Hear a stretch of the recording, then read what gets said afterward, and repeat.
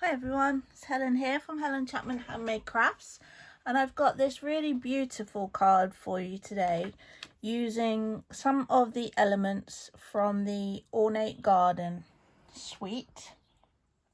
It's a beautiful suite.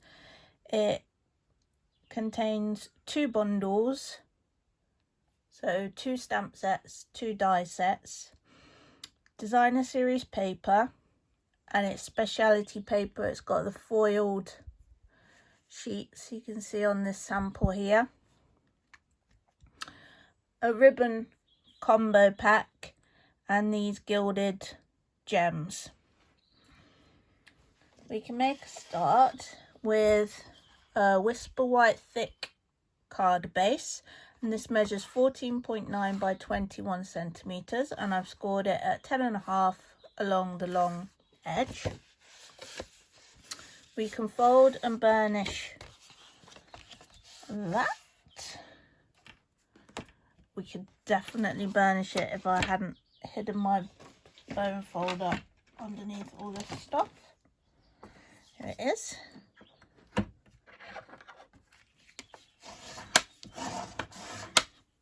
Okay, the next layer is a piece of old olive cardstock, and this one measures 10.2 by 14.6 centimeters, and we can adhere that straight onto our card base. A little bit of multi-purpose liquid glue.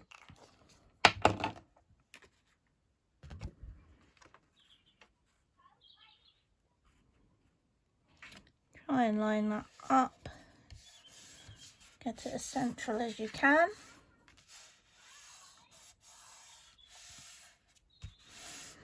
Then the next layer I've already cut, and I've used one of the Ornate Layers dies, which are super intricate and delicate, and they make beautiful frames or labels, particularly with this gorgeous DSP. And we can adhere that.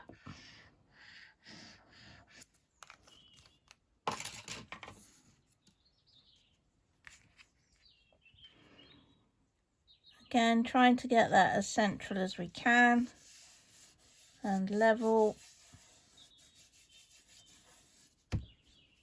Then I'm going to use another piece of the DSP, and this is going to tie in both with the card front and that frame, because it's got the gold foil, but it's also old olive. And I'm going to cut a circle of that using the 2¼ inch circle punch.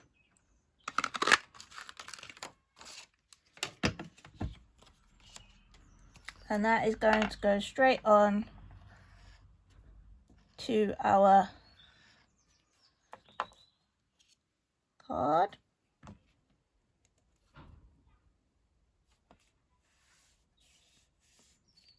Like that. The sentiment is from the Ornate Thanks stamp set, and this is a really beautiful stamp set.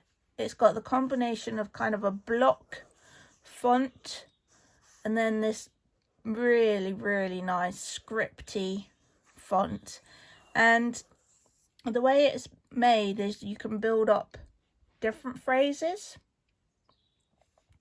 So you could just have thank you, but at the same time you could have why thank you my friend for everything, you made my day, you're amazing. You know, you can build that up so that you can have as complicated or as simple a phrase as you want.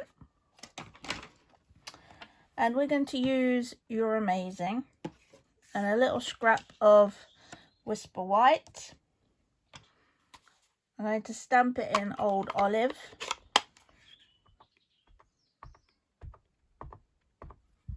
So a few taps of that, a few seconds of pressure. And I'm going to cut that out using one of the stitched rectangle dies. So it's the kind of thinnest in that kind of direction. Smallest, thinnest, this one. The one that fits, basically. So I'll just trim that piece of Whisper White down and then I'll pop it through the die cutting machine.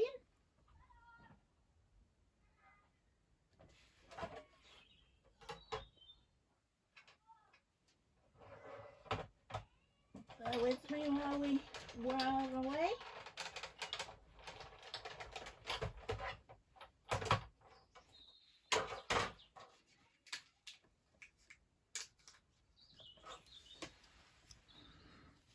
There's our sentiment.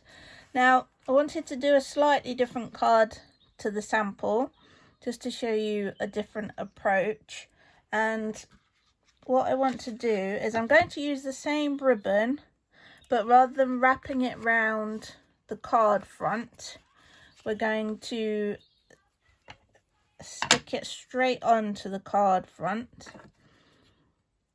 and I'm going to just trim so we get some nice angle onto our ribbon.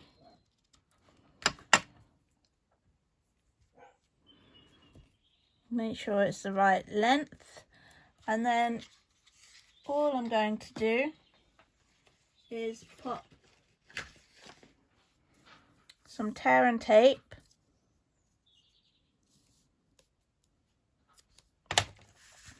use your grid paper if you want, just to make sure that you're getting it straight. Tear and tape across.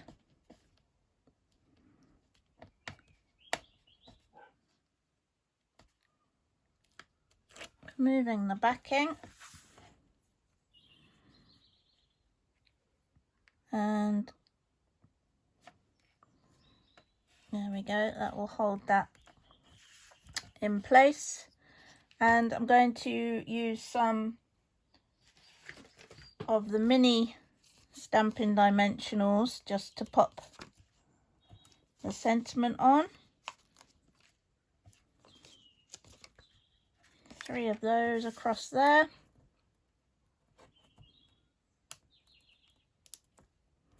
Remove the backing.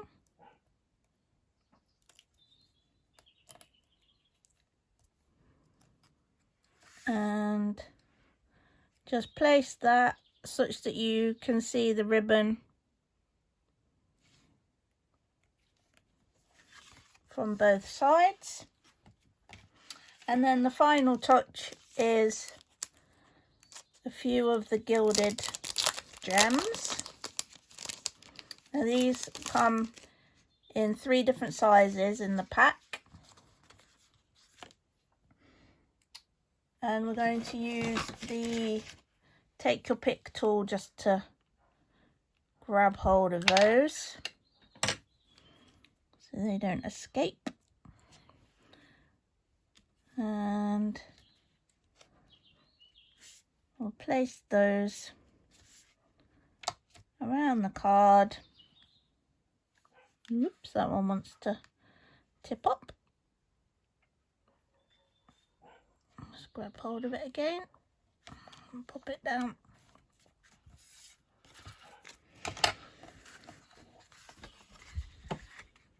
So quick and simple, but really stunning, and 2 different ways of attaching your ribbon. In both cases I'd use the tear and tape. I showed you this approach of just putting the strip of tear and tape across and sticking your ribbon to it. In this case I would just put strips of tear and tape on the back of your old olive layer, wrap the ribbon round and adhere it to the back there. Obviously with that approach you do sometimes get a little bit of a bulge where the ribbon sits, which you don't obviously, in this case. Let me know which you prefer, if you've got a preference. I think I like both, really. And thanks for watching. There is a blog post associated with this card, and I'll put the link to that in the description below this video, so you can pop over and have a read of that. There's a little more information and some close-up photos. There are also the links on there should you wish to purchase any of the products that I've used today or any other Stampin' Up products. I hope you've enjoyed the video. If you have, please give it a thumbs up, and if you haven't already, subscribe to my channel so that you get notified when I publish more inspiration for you. Thanks for watching, and I hope to see you soon. Bye for now.